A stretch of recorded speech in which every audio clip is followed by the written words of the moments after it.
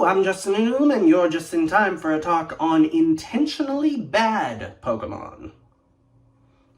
If you've been watching my recent Let's Play of Fire Red, you'll know that I've been giving a lot of heartache to our Ladian, which I have, by this point in time, taken off the team, because certainly as of Gen 3, and what we're going to be discussing here is also largely its introduction in Gen 2, Ladian is not just bad, it seems to have been intentionally designed to be bad. And to sort of start building that case, here are its base stats, and you may notice that not only is that a particularly low base stat total, which is reasonably appropriate for how early it's accessible, it's also got its worst stat as its attack. And that's particularly confusing when you bring up its move pool from that generation, because all of its damaging moves are physical. I don't know why this was done, and that's kind of the whole premise here. There are several other Pokemon that have similar situations as this, where they only learn either physical or special moves, and they're certainly better of the two stats, is the wrong one. Even as late as Gen 4, this was being done with some Pokemon who maybe were not intentionally themselves designed to have this issue, but their element was. So, for instance, Luxray has very higher basic attack than special attack, but its move pool at the time, not so much intentionally on it, but just because electric types in general did not have good electric physical moves, it ends up primarily kind of needing to use special attacks. And going back to Ladian, you can see from its move pool that it seems to primarily be intended to use its defenses and speed to set up these different conditions and then use Baton Pass or something in order to either pass it off, or ones like Light Screen and Reflect, you don't need to Baton Pass in order to pass them on to another Pokemon. But still, by and large, this is a really weird design choice because it still does learn some attacking moves, and Double Edge is not a bad attacking move even in that generation, and yet its physical attack stat is so much worse than its special attack stat, which is just really confusing and a design point that I disagree with. And I think largely they eventually came to disagree with, because if I bring up its Gen 7 move pool, you'll notice that while it still learns a lot of those same physical moves that it used to have access to, it also, importantly, has access to stab special moves.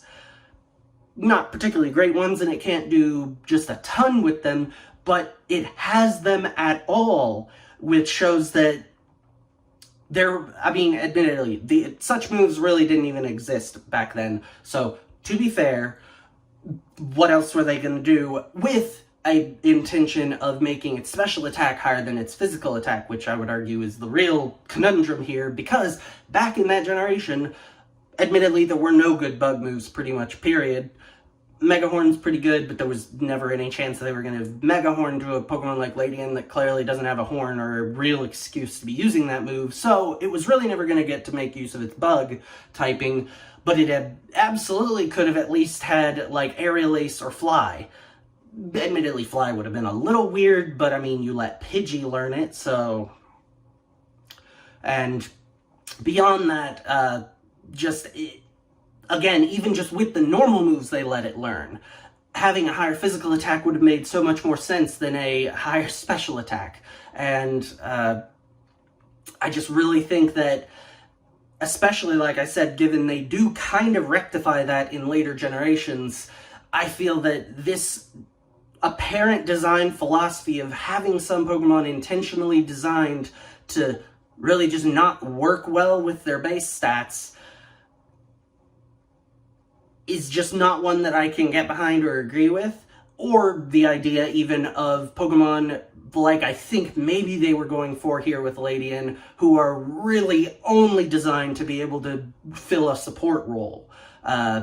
while from a competitive standpoint, I can understand that, yeah, some Pokemon just are competitively only ever going to fulfill a support role, and so they don't really need to learn a whole lot of offensive moves, because by and large, you're going to fill almost all 4 slots with status moves in order to take advantage of either an ability that gives them really good speed or a really beneficial effect, or like Ledian, they just have pretty decently good speed, so they'll be able to get these status moves out before the opponent Pokemon can move. So while again I can sort of understand that I still disagree with designing Pokemon explicitly and exclusively around that, meaning giving them good stat moves and giving them base stats that are able to get those status moves out faster, but at the cost of not giving them really any ability to attack. I see as a problem, because then that basically means they're almost impossible to use well on a playthrough, because outside of particularly challenge playthroughs, which even then, like a Nuzlocke, you're probably not going to be putting up a whole bunch of light screens, because how are you training it, you know? One of the main differences between a Pokemon being used in a playthrough and a Pokemon being used in competitive is that there's no experience or levels or leveling in competitive. All Pokemon are just at whatever that it is, level 50, level 100, whatever. That's where they are, and so a status Pokemon doesn't need to worry about the fact that it's really only competing in the battle for the purposes of setting up the rest of the team for a win, because, you know, they're all already at the same level. Whereas in a playthrough, certainly until recently, when experience shares or experience all is just an effect that sort of happens generically, a Pokemon being on your team that is like only there for support is going to end up falling behind in the leveling, because it's going to have such a problem getting its own knockouts, both against wild Pokemon and trainers, that you're just going to end up not using it, which, in my opinion, really clashes with the idea that you've designed this Pokemon to be used, right? And so the fact that then the main way that most people play, which is playthrough, not competitive, it's completely non-viable for. And in my opinion, that's just not something that should be pursued. And like I said, I think that they've agreed with that since, in that they've given even Pokemon like Ledian some moves it can use, at least eventually, even though those learn levels are a little bit late. It is at least eventually able to learn some moves that presumably would make it at least feasible on a playthrough team, even in that situation, it's still probably better off using its stats and moves to set up stuff for the rest of your team. So that's my little spiel on that. I'd like to hear what your thoughts are about this. Do you actually like having some Pokemon that are designed kind of to not really work in a playthrough, just so that they can really shine in competitive, which again, Ledian also really doesn't, which is another confusing aspect of this, but still, I'd like to hear your thoughts on the matter, and we'll catch you next time.